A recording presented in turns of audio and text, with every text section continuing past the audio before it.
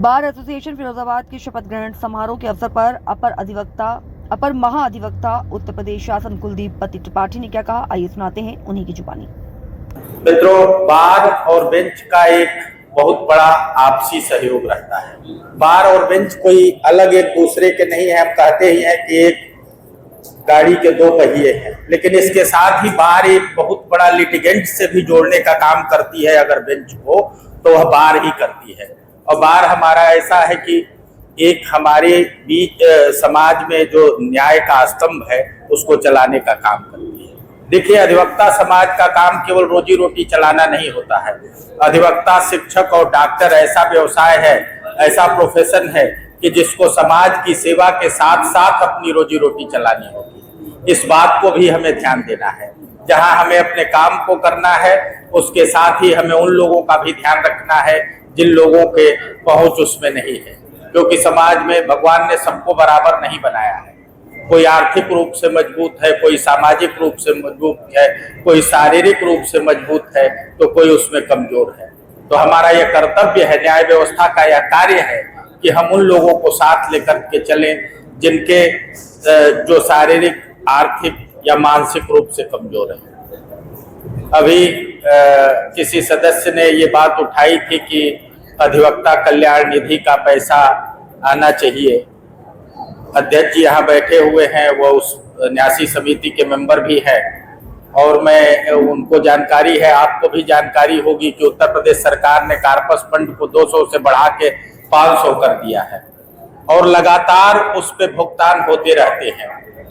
थोड़ी बहुत जो कमियां रहती हैं उसको बार एसोसिएशन को भी दूर करना चाहिए। कुछ नियम कानून रहते हैं, कुछ रिक्वायरमेंट्स रहती हैं, वो इसलिए रहती हैं कि कोई गलत आदमी उसका भुगतान न पा जाए।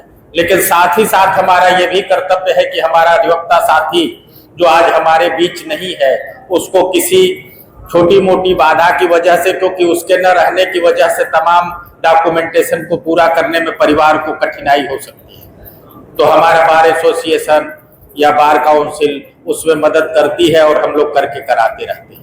निरंतर भुगतान होते रहते हैं, कमेटियों की मीटिंग होती रहती है। इसी तरह जो पहले 65 साल तक 1.5 लाख था उसको 70 साल तक किया 5 लाख रुपए का। एक स्मार्ट कोर्ट बनाने की पूरे प्रदेश में 10 जिलों को अभी चुना गया है। सारे जिलों में ऐसी कोर्टें बनाने की परिकल्पना है। उसको आधार तल उसको जमीन पे उतारा जा रहा है, जिसके माध्यम से हर तरह का, वहीं पे कैंटीन हो, वहीं पे कोर्ट हो, वहीं बार एसोसिएशन का हो, वहीं अधिवक्ताओं के चेंबर हो, वहीं आपके टाइपिंग की सुविधा हो, हर प्रकार की सुविधा एक जगह पे हो, ऐसी कोर्टें बनाने के प्रयास चल रहे हैं और 10 जिलों में काम शुरू हो गया है।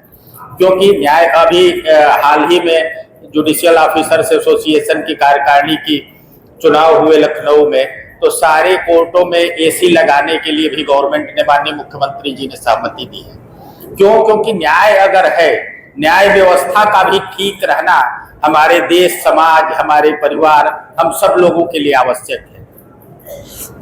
तो गवर्नमेंट हर स्तर पे इस बारे में प्रयास करती रहती है और विभिन्न डिमांड हमारी बार एसोसिएशन के माध्यम से, बार काउंसिल के माध्यम से या न्यायपालिका के माध्यम से जो भी आते हैं उनको अपनी क्षमता और हमारी आवश्यकता के अनुसार उनको पूरा किया जाता रहता है।